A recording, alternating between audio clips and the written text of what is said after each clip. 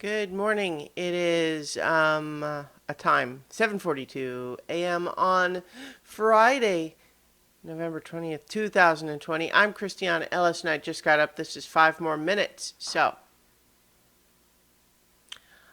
I watched the last episode of The Queen's Gambit and I want to say I was pleasantly surprised how much it turned me around on it. Not in that anything I said about it previously is wrong or that I want to take anything of it back, but rather my relatively minor complaint that the story was a little bit predictable basically changed my mind how I felt about that by becoming a sweet and a little bit sappy power fantasy for a girl. What the show kind of like without getting into spoilery stuff,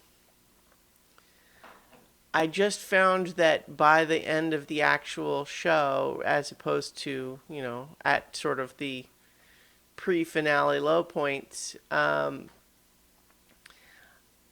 just felt like this show wanted to be. So, Elizabeth Harmon in the show is not a historical real person. But it wanted to be a show about imagining this person if she existed. And it's not about well, let's make sure that it's gritty and realistic and exactly how it would have been if she had existed in that time. That's not what the show is. But instead, it's a power fantasy of a type that I haven't seen very much before, which is, a woman who is at the top of her field in a traditionally male dominated arena.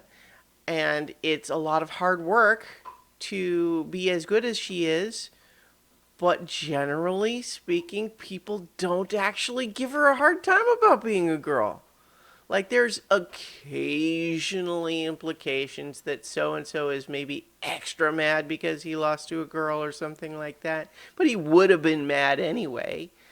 And everyone is pretty nice to her, really. And she gets to just be the best. And she has her own struggles, but she makes friends and the friends help her overcome it, and it's sweet. It's sweeter than I expected by the end. Heartily recommend. Great show. What else? The other thing that I did last night is I watched Point Break because it's another one of the heist movies that Mike and I are watching 100 movies. And I've certainly seen it before. Although it's one of those movies that I didn't actually watch when it was new. I saw it for the first time maybe 8 or 9 years ago, something in that range.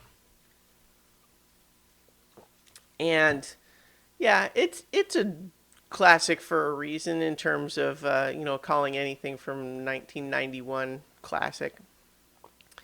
But you've got Keanu Reeves, who is not a particularly good actor in that movie, but he is still nonetheless Keanu Reeves. He's just like a ridiculously beautiful man in that movie. So that's fun. And then, of course, Patrick Swayze is just charismatic as hell. There's a lot of really fun kinetic action that doesn't have sort of the modern slick action sensibility to it. Rocket? No, no, no. We're working on that. I put down a new rug and he wants to chew on it. I also assembled some furniture last night. Not because I'm going anywhere, but just because I was increasingly feeling a little bit like I have too many large cardboard boxes that, something I buy came in, and I have this vague sense like, oh, I gotta hang on to that box. 'Cause I might need it for something. And usually the expressed need is like, well, if next time I move, I'll have to put this thing back in a box. And if I have the original box, that's going to be easier, right? But what ends up happening is now I have this great big box. And because it's got a top surface, then I start putting stuff on it. And pretty soon, that's my furniture.